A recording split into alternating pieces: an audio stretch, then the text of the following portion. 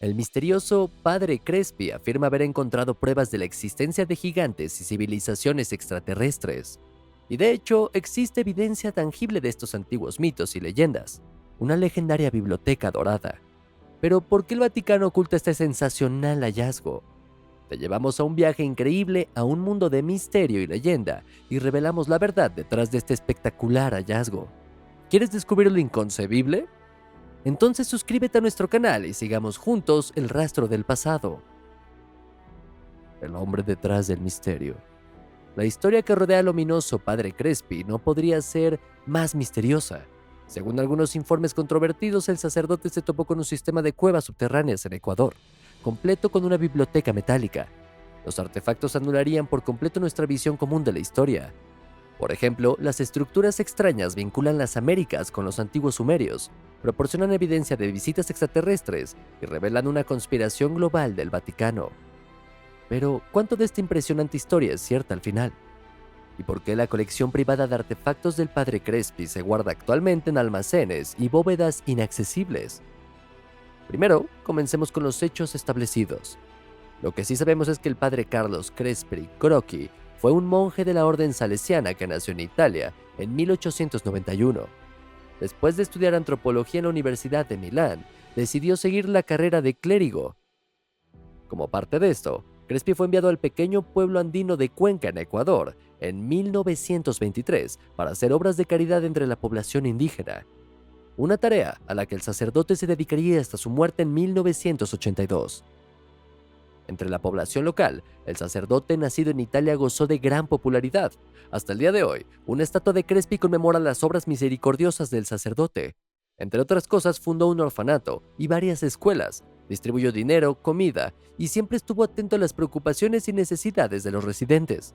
Sin embargo, el padre Crespi no solo quería ayudar a los conquenses, también mostró un gran interés en las numerosas tribus indígenas de todo el Ecuador y trató de aprender todo sobre sus tradiciones y cultura. La colección Crespi. Abrumados por la caridad desinteresada del sacerdote, los nativos eventualmente comenzaron a donarle varios artefactos en agradecimiento por su dedicación. Estos objetos procedían de todas partes del país y representaban prácticamente todas las culturas indígenas del Ecuador. Sabiendo que las familias de la zona a menudo eran desesperadamente pobres, pero que su orgullo les impedía pedirle dinero, Crespi insistió en pagarles por sus regalos. Dio la casualidad de que el padre Crespi adquirió más de 50.000 objetos a lo largo de las décadas. Algunos de ellos, de eso no cabía duda, eran claramente falsificaciones modernas. Para el clérigo, sin embargo, era el gesto lo que contaba, así que esto no le molestó. Después de que la colección Crespi adquirió proporciones cada vez mayores, el Vaticano concedió permiso para fundar un museo para albergar los artefactos. Pero desafortunadamente la mayoría de ellos fueron destruidos en un incendio en 1962. Dado que incluso los especímenes no dañados fueron retirados posteriormente, el resto de la colección de Crespi se consideró irrecuperable durante décadas. Lo que sucedió con los objetos perdidos era completamente incierto. Mientras que algunos sospechaban que de ahora en adelante acumularían polvo en archivos ocultos en sótanos, otros pensaron que era más probable que fueran vendidos a coleccionistas privados o llevados al Vaticano. Artefactos inexplicables. Muchos de los artefactos de Crespi eran comunes en el sentido de que podían atribuirse claramente a una cultura indígena en particular. Sin embargo, entre la colección había algunos artículos extraños que todavía causan un acalorado debate en la actualidad. Algunos de estos objetos parecían tener un estilo babilónico, otros parecían estar hechos de oro puro y estaban decorados con extraños símbolos que no podían ser asignados a ninguna cultura sudamericana. Parecía que los caracteres desconocidos eran algún tipo de escritura antigua que ningún experto había visto antes. Richard Wingate tuvo el honor de ver los misteriosos artefactos con sus propios ojos en la década de 1970. Después de que el investigador y escritor de Florida examinó y fotografió la extensa colección, quedó profundamente impresionado. Describió los objetos como, cito, el tesoro arqueológico más valioso de todos los tiempos. Y con eso no quiso decir que el valor de los objetos de oro y plata aumentara enormemente, sino el hecho de que la colección planteó algunas cuestiones históricas fundamentales. ¿Cómo podría ser que artefactos clasificados como asirios, egipcios, chinos y africanos aparecieran entre las filas de la población indígena del Ecuador? Si uno sigue la historiografía oficial, estos grupos nunca debieron encontrarse. Crespi también consideró imposible que las raíces de los objetos estuvieran en Ecuador. Sospechaba un origen babilónico. Finalmente, Wingate se quejó de que los investigadores aparentemente no están interesados en llegar al fondo de este misterio. Por el contrario, parecía que la colección Crespi estaba siendo borrada deliberadamente de la cobertura pública. La biblioteca secreta. 1973 fue el año en el que la colección Crespi llegó por fin a los titulares internacionales. Así, en esa época se publicó el controvertido libro de Eric von Daniken, El oro de los dioses.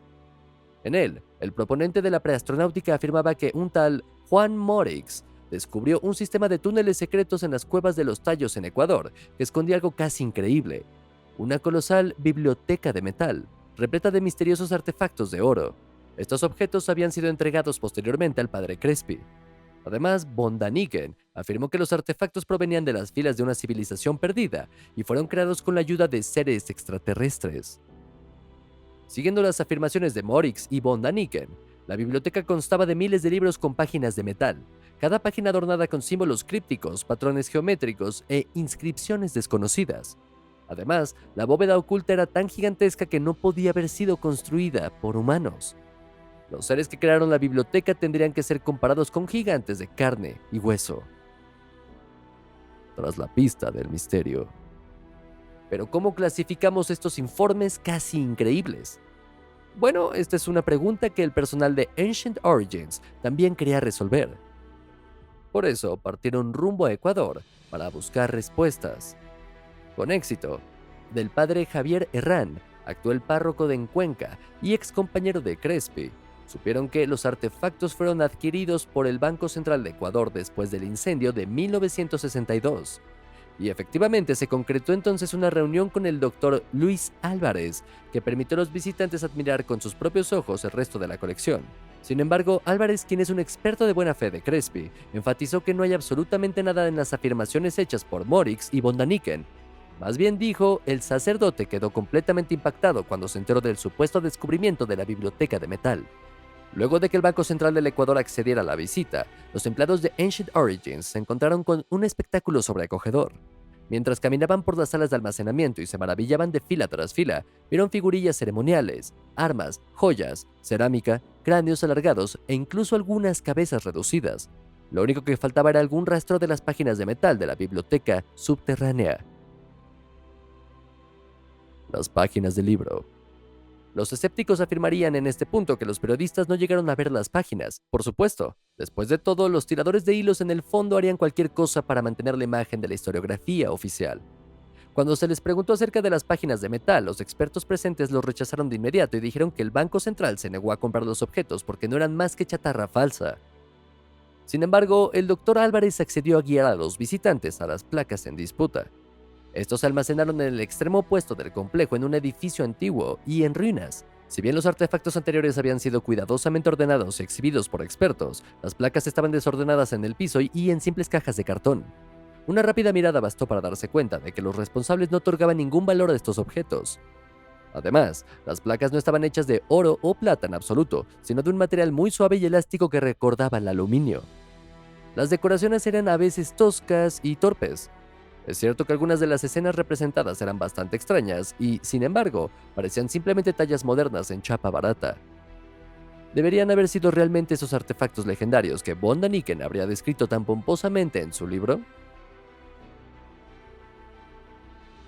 Pensamientos finales. Saquemos una breve conclusión en este punto. Una cosa es cierta. El padre Crespi ha recolectado innumerables artefactos auténticos de las filas de la población indígena a lo largo de su vida. Pero también es cierto, las placas que examinaron los periodistas no tenían nada que ver con esos impresionantes objetos que von Daniken menciona en El oro de los dioses. ¿Es entonces inválida la historia de la biblioteca subterránea? ¿O los originales siempre se han guardado en los archivos secretos del Vaticano, como se sospecha en algunos círculos? Pero incluso aparte de eso queda un misterio. ¿Qué pasó con los misteriosos artefactos de oro que Richard Wingate fotografió en la década de 1970? ¿Por qué no estaban en los almacenes del banco? ¿Eran auténticos? Y si es así, ¿qué significado histórico tienen? Aunque nos hemos acercado unos pasos a resolver el misterio de la colección Crespi, aún quedan algunos misterios ocultos. Y ahora tenemos curiosidad por tu opinión. ¿Qué opinas de la increíble colección de artefactos del padre Crespi? ¿Crees que realmente existe algo así como una biblioteca subterránea de metal? Esperamos tus comentarios. Recuerda darnos un me gusta y una suscripción para mantenerte actualizado a partir de hoy. Y con eso, gracias por mirar, cuídate y hasta la próxima.